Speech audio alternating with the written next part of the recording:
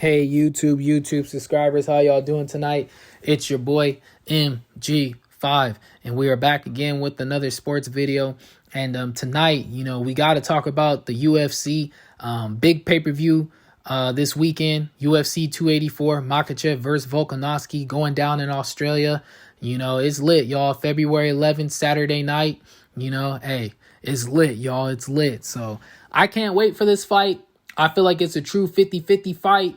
I do wish the UFC would have been promoting this one a little bit more, talking about this one a little bit more. I feel like they already kind of jumped on the John Jones versus Cyril Gane, but this is a big fight. You know what I mean? You have the number 1 pound for pound fighter of the world taking on the number 2 pound for pound fighter of the world. And you have the featherweight champion Alexander Volkanovski making the jump, chasing true greatness, making the jump up to 155, fighting Islam Makhachev, the lightweight champion. And, number 1 pound for pound status on the line versus the lightweight title on the line. So it's true greatness on the line right now, and I can't wait for it. So we're going to give our thoughts, our predictions, and our breakdowns on UFC 284. I'll mostly be talking about the co-and main event, but you know what I'm saying? But I'll also give my thoughts and predictions on the main card. I think the card's going to be a banger, and I can't wait. I do think the co and the main event carry this card all the way through, but I do think the other fights are going to be solid, and you never know. So I can't wait for it. And, let's get straight into it, y'all. Let's get straight into it. And I will say this before I start talking. I am going to mispronounce some of these fighters' names. You know what I'm saying? So just stay with me. Bear with me, y'all. And yeah, my bad on that. My bad. But to kick things off, to kick the pay-per-view off, we have the light heavyweight bout. This is the opening bout. We have Jimmy Corrette versus Alonzo Menifield. I think this is going to be a solid fight. I think I'm going to go with the home crowd fighter on this one, Jimmy Corrette. I think he's going to get the job done, and I'll go unanimous decision. I think the first round will be very close, and I think the second round he'll separate himself. But I just think he's going to get the show started off right in Australia. I don't see no knockout or anything, but I think he'll win by unanimous decision. And, hey, another thing. If y'all have not checked out my UFC 283 video, I was 5 for 5 on my main card predictions. You know what I'm saying? So we're going to try to do the same thing here. It's hard being perfect, man, especially in the fight game. It's just too hard. You just never know. One punch, one kick, one anything could change the fight. So it's a game about inches, man. It really is about inches. But moving on to the second bout, we have a heavyweight bout between Justin Tofa versus Parker Porter. Heavyweights, huh? Yeah, heavyweights. Heavyweights is different, yo. So I think I'm going to go with a finish on this one. I'm going to go with the second round knockout, and I think Justin Tuofa is going to get the job done. I think, a home crowd fighter again. You know what I'm saying? I'm going to go with him. And I think he's going to get the job done, and I think he will produce the first knockout of the night, and I see a second round TKO finish. Heavyweights, man. Whew. Big punchers, bro. Big punchers, y'all. Big punchers. Moving on to the welterweight bout, Jack Della Maddalena versus Randy Brown. I like this fight. I think for Jack, this is like his first real test. He's going against a real vet.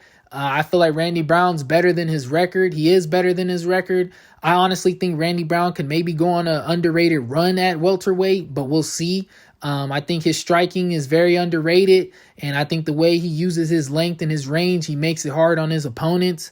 I do think Jack may be a little bit more all-around, more skilled, but we'll see.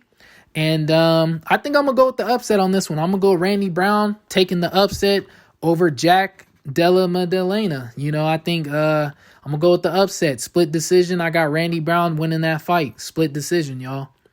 But here we are, straight on to the co and the main event. Like I said, I was going to talk about the main card and stuff like that, but I ain't going to get really into it. I really want to dive into the co and main event where I really want to break those fights down and really, really get into it with those.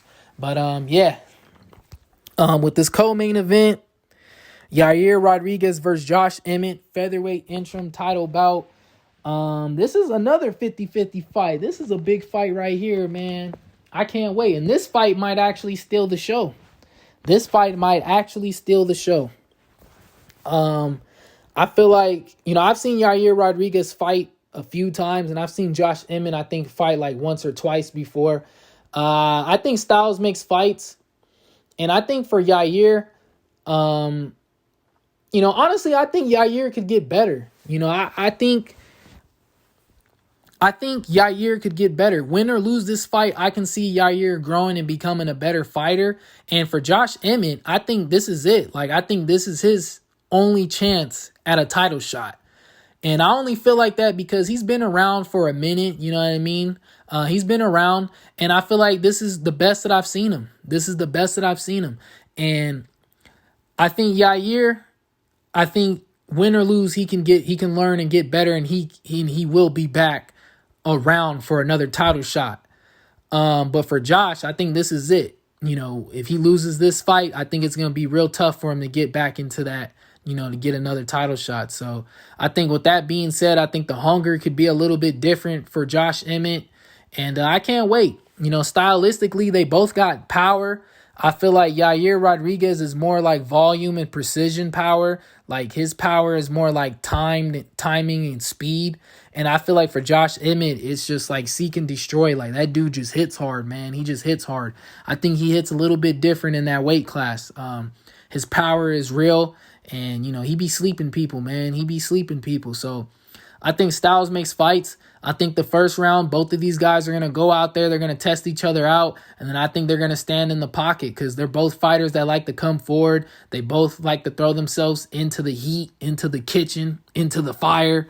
You know what I'm saying? And that's what I see happening. I think the first 2 rounds, they going to go at it. They going to straight up stand in the middle of the pocket and go at it, man, and see, who's going to give up, who's going to. Because this fight game's about inches. Who's going to give up what inch? You know what I mean? What can I take from my opponent? And I think that's what these guys are going to get into. They're going to get into a little strategic battle like that. And ultimately, I think Yair Rodriguez is going to make that adjustment. I think he's going to stand in the pocket with Emmett, and he's going to realize, like, yeah, this dude does hit a little bit different. Let me utilize my body kicks more. Let me utilize my range, my distance, and, use that to my advantage. And I think that's what Yair Rodriguez is going to do. And I think it's going to be up to Emmett to close the distance and to break that, you know what I mean? To break that range and that distance. And Emmett is a wrestler. People forget about that. He's gotten so much better at his boxing and, his power is, people forget that he's a wrestler. So I think there's multiple ways for him to break that distance. And this is going to be a great fight. A true 50-50 fight. And I think the main question that I have is for Yair Rodriguez. Is his gas tank going to hold up? If Yair Rodriguez's gas tank holds up throughout the 5 rounds, he'll win this fight. But if he starts to get tired from the pressure and the pace, then I think he'll get finished. Because I seen Yair when he fought Max Holloway. He had great volume in the beginning of the fight, and then towards the end, he started to slow down. I just feel like with a cat like Josh Emmett knowing that this is his last opportunity at a title shot. If you start to get tired or slow down against him, that's when he's going to pick it up and finish you. So I just think for Yair Rodriguez, you know what I'm saying? How is his gas tank? Can his gas tank hold up? That's the only main question I have for him, because this is such a 50-50 fight that I start breaking down these fights. I think it comes down to the little details and the little things. And I think this comes down to Yair Rodriguez's gas tank. If his gas tank is there, he'll finish Josh Emmett in the 5th round. If it's not there, then I have Josh Emmett finishing Yair Rodriguez in the 4th round. So my final prediction, I'm going to go with Josh Emmett as the winner, 4th round finish. TKO victory. I think his punches is going to catch up. I think the pressure and pace is going to catch up. I do think he's going to get touched up, though. I do think Yair Rodriguez is going to rock him and hurt him. But I think at the end of the day, I got Josh Emmett winning this fight. TKO victory in the 4th round. And that leaves us with the main event, That leaves us to the main event. This is the fight. Like I said, man, I wish the UFC would have been talking about this one. When do we ever see the number 1 pound for pound fighter in the world fight the 2nd pound for pound fighter in the world? And when do we ever see that both of these fighters are champions? You know what I'm saying? It's true greatness on the line right now. Greatness for Volkanovski. He cleaned out the 145 weight class. He wants a new challenge. He's moving up, taking on a monster, a puzzle piece that no one has not been able to solve. And then for Islam Makhachev, you know what I'm saying? To go into enemy territory, to go into Volkanovski's, to go to his backyard and to beat the number one pound for pound fighter in the world. And if he finishes him, bro, that's nothing but true greatness right there. It's greatness on the line for both of these cats. I think for Islam, it's more like he's trying to surpass Khabib's legacy, I kind of feel like, and he has the skill set to do so. And I feel like for Volkanovski, if he beats Islam, this can catapult this guy into the greatest of all time category, so there's true greatness on the line. And I think heading into this fight, the main questions that I have for Volkanovski, these ain't even main questions. I already know he has it. Because if you're going to fight a cat like Islam Makhachev, you have to have a mind. You have to have the right mind. You have to have you got to have spirit, and you got to have the heart for it.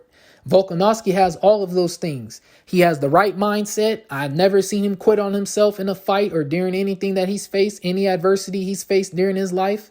I've never seen him quit on himself. He has the right mindset. He has the right spirit, and he has the right heart. He has all the intangibles that he needs to compete or to beat Islam Makhachev. Because if you don't have the right mind, if you don't have the spirit or the heart, you've already lost the fight, man. That dude Islam is a beast. He is a beast. That dude trains different.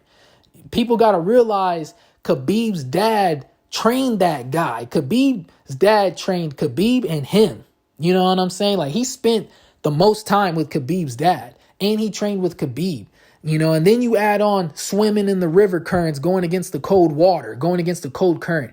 And then you add on wrestling with bears. And then the knowledge that Khabib's dad was applying to these two guys. Like, yeah, Islam is a real beast. He comes from a small town and a real champion. Both these guys are real champions. So it's going to be a real dogfight.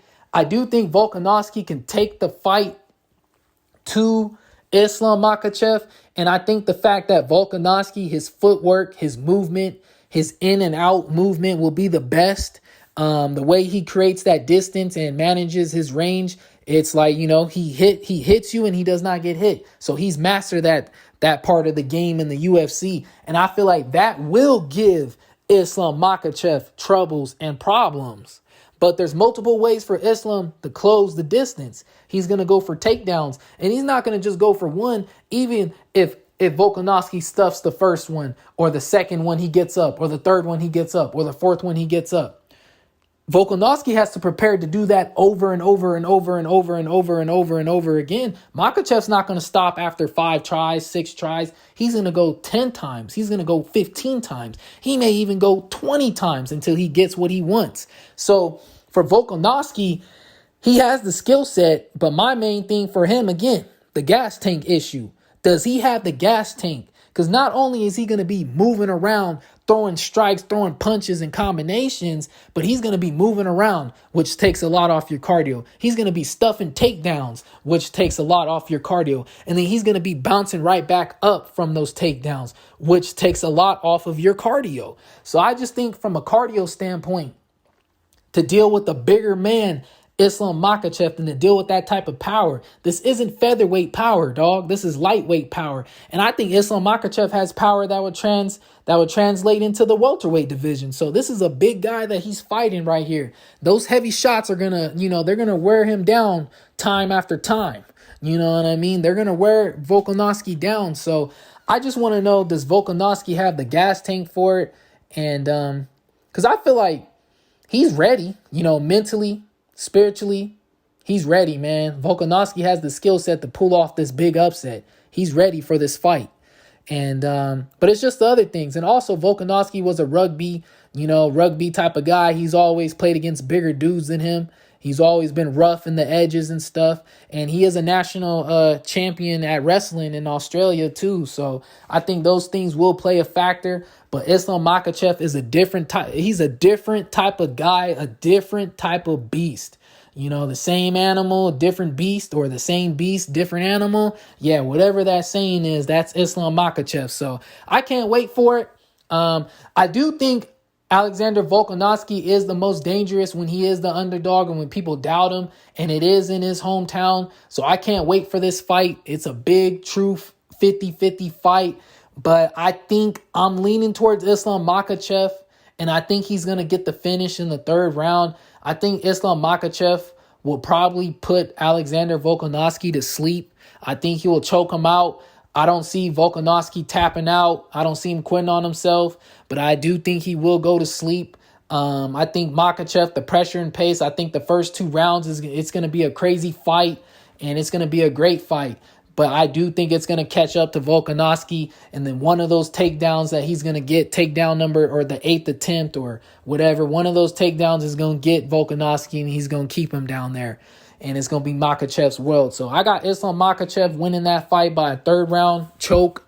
And yeah, I can't wait, y'all. I can't wait. Make sure y'all like, subscribe, and comment.